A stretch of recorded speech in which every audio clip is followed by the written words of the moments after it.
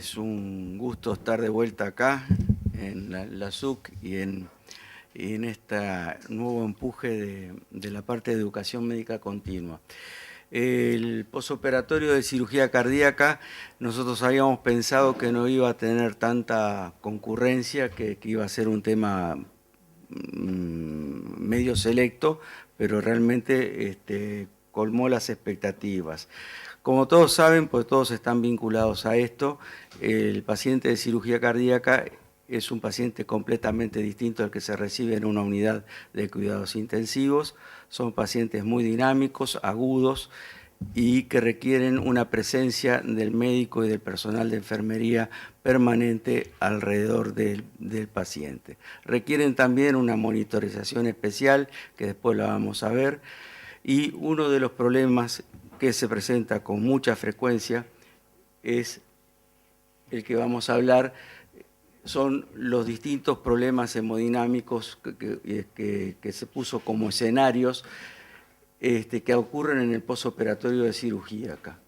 Es un tema extensísimo, fíjense que hacer diagnóstico, tratamiento y falta de etiología también de todo esto es complicado. Lo que podemos decir que el denominador común de todos los problemas estos hemodinámicos que son frecuentes es el síndrome de hipoperfusión periférica, que puede cursar con resistencias altas o bajas. En general, cuando hay resistencias bajas hablamos de vasoplegia y es una complicación relativamente frecuente, pero que las formas graves, después las vamos a ver, son poco frecuentes. El volumen sistólico bajo o bajo gasto, como ustedes quieran decirle, tiene múltiples causas. Estas causas ustedes las tienen que buscar primero en la historia del paciente, o sea, son factores que el paciente aporta, o sea, su problema cardíaco, que si es cardiopatía isquémica, si es valvular, si es combinado, en qué condiciones se encuentra, fracción de eyecciones, estas comorbilidades, que todo eso va a actuar en el posoperatorio. Después, lo que pasa en cirugía, que es lo bravo, que es las causas etiológicas de lo que pasa en la cirugía, y lo que continúa en el posoperatorio. Son frecuentes, prácticamente podemos decir que la mayoría de los pacientes transitan en algún momento de su evolución por un episodio de gasto bajo. En general, el que nosotros siempre vemos es el intraoperatorio, sobre todo en el destete del paciente de la circulación extracorpórea, que siempre algún problema trae.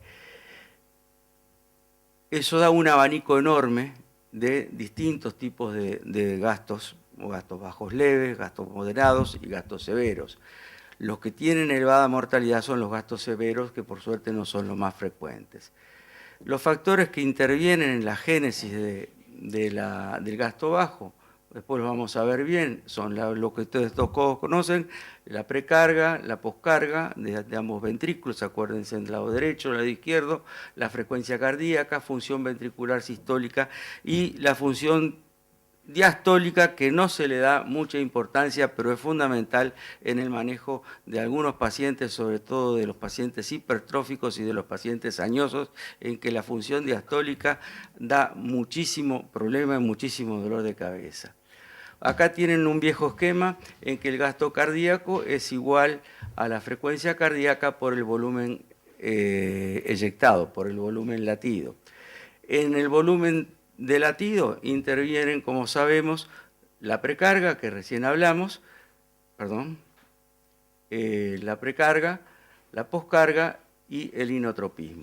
Estos factores que intervienen en la configuración del volumen eyectado, en la precarga, la hipovolemia, el taponamiento, las complicaciones extracardíacas, pero que influyen en el retorno venoso, como la presencia de un hemotórax hipertensivo, el uso de PIP excesivas a veces, disminuyen la precarga.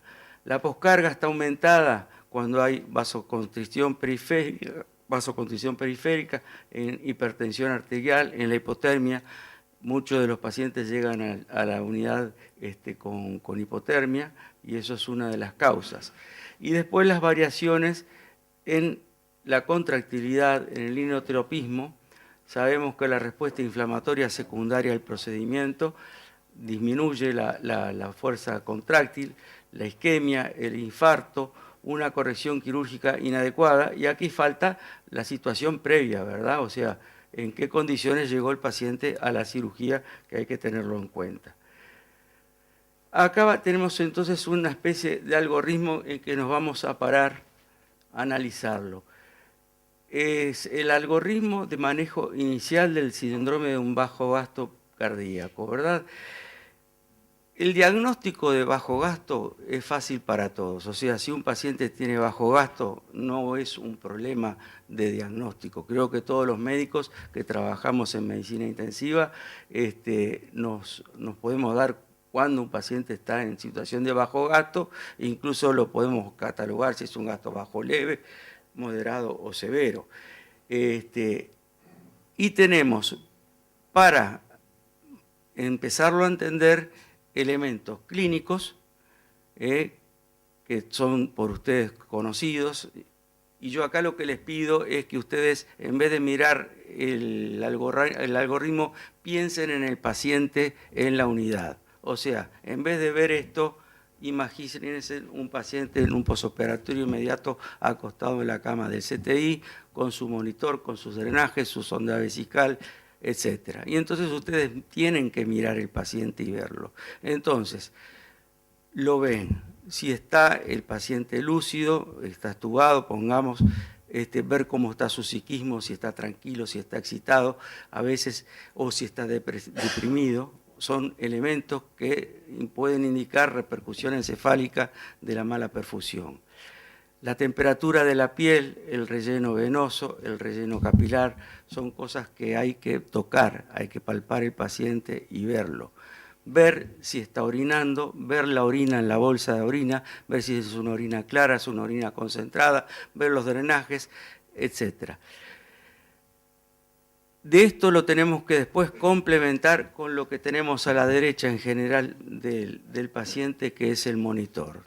En el monitor ustedes tienen la frecuencia cardíaca, empezamos de arriba, tenemos el electrocardiograma con las distintas derivaciones, ustedes ya ahí tienen que ver qué ritmo es, si es un ritmo sinusal, si es un ritmo nodal, si está con una fibrilación auricular, detectan el ritmo. Detectan la frecuencia, si tiene frecuencia alta, si tiene frecuencia alta, si esa frecuencia es la adecuada para la situación del paciente. Hay pacientes que trabajan bien con frecuencias altas y otros que trabajan mal con frecuencias bajas. El tipo de complejo, si es un complejo ancho, si es un complejo angosto, la repolarización, todas cosas que ustedes pueden ver en el monitor. Siguen bajando del monitor y ¿qué tienen? Tienen la saturación, la curva de saturación.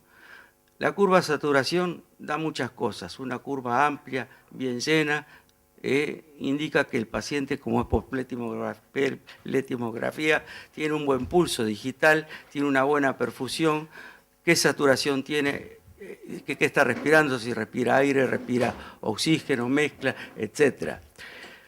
Y más abajo tenemos la PAM,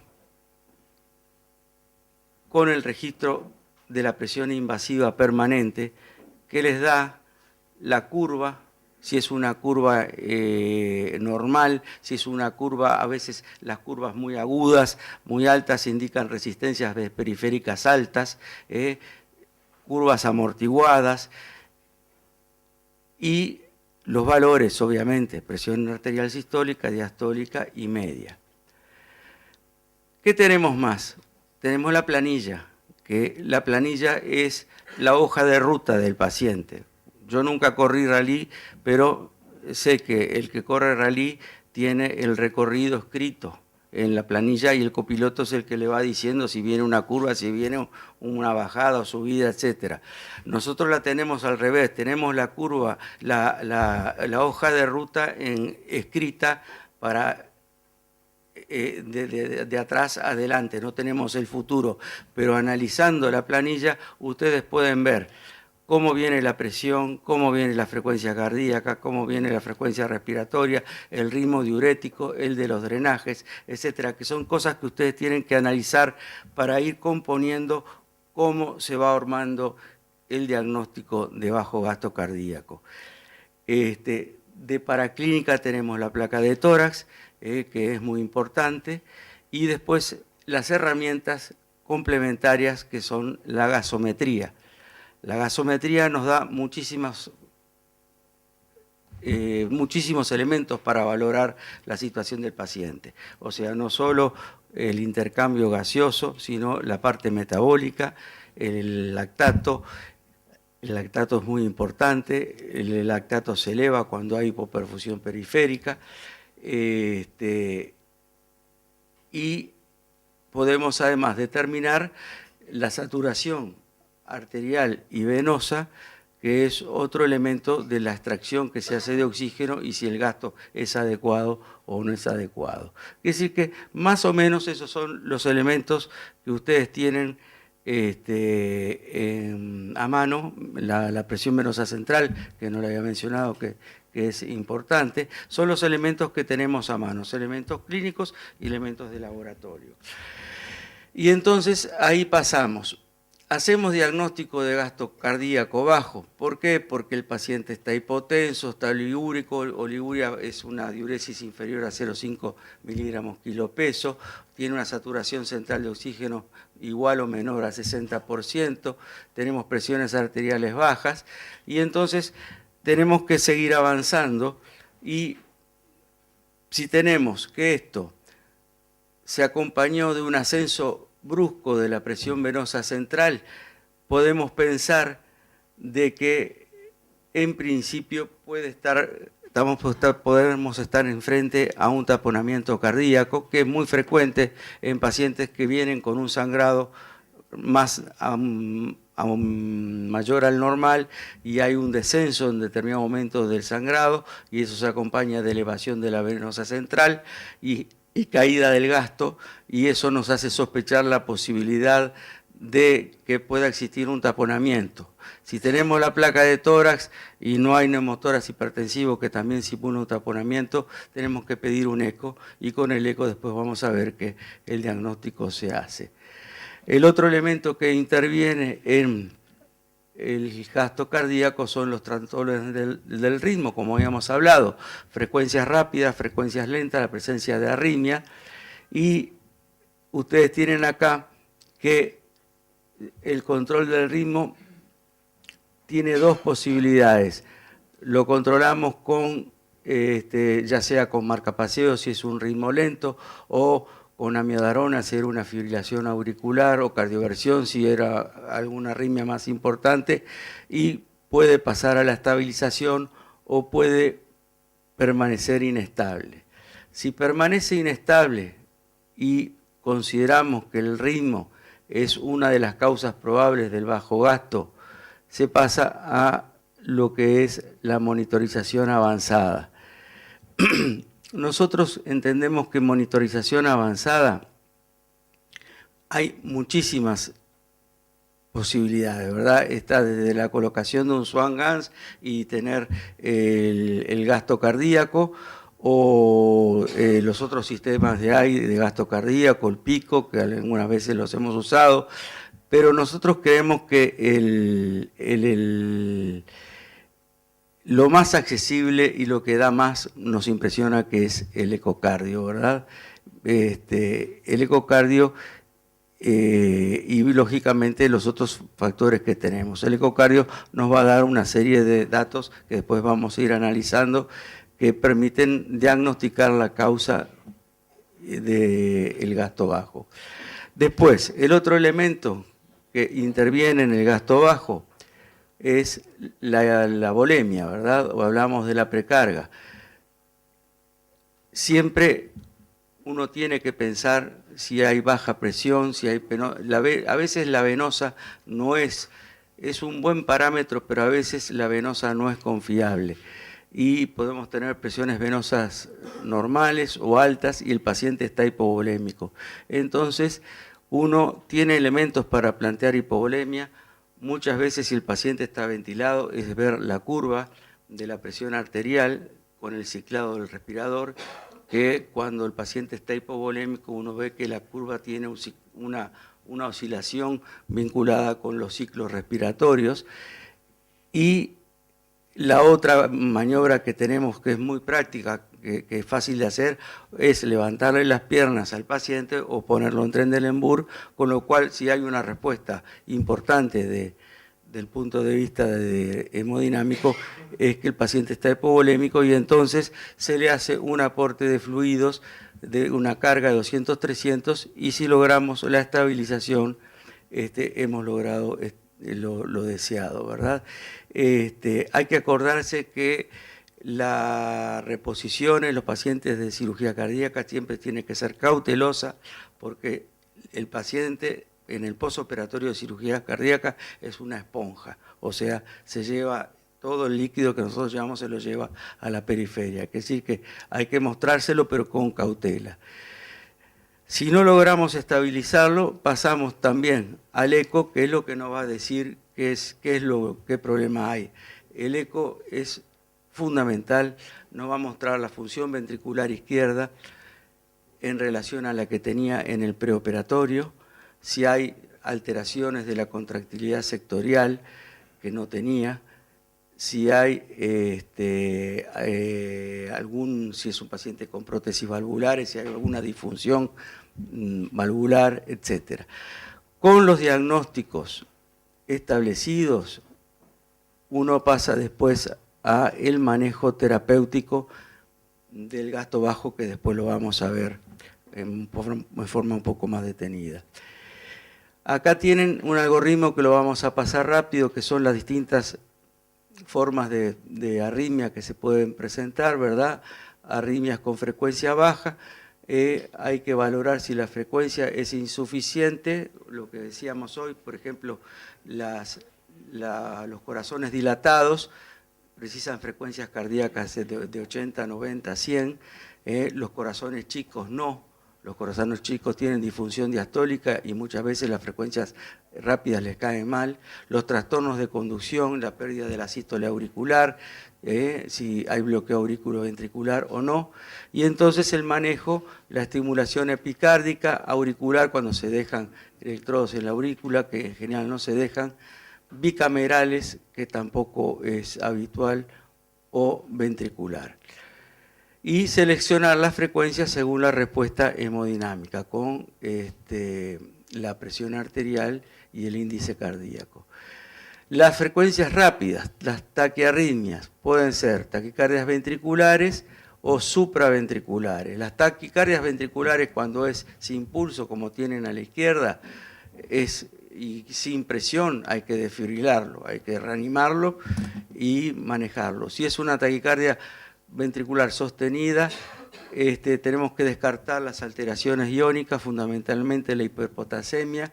Hay que acordarse que con la cardioplegia se hace un aporte importante de potasio a los pacientes y eso puede dar una hiperpotasemia en el postoperatorio, más si hay alguna insuficiencia renal en la vuelta. También la hipoxia, hay que tenerla presente, y también hay que cardiovertirlas. Si la cardioversión es refractaria o recurrente, hay que asociarle medicación. Y la droga de elección, en principio, es la amiodarona, y el beta bloqueo es para pensarlo y analizarlo, pero en principio la amiodarona. Con las taquicardias supraventriculares, con compromiso hemodinámico o isquemia miocárdica, o sea que ustedes ven supranivel o infranivel en el electro, hay que cardiovertirlas, y sin compromiso hemodinámico o isquemia miocárdica se le hace también amiodarona en cargas sucesivas hasta controlar la frecuencia. Si hay electrodos en la aurícula, hacemos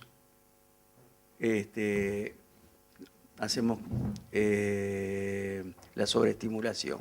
Ahora, cuando sospechamos un fracaso ventricular izquierdo, hay que valorar la monitorización avanzada, que en general es el eco.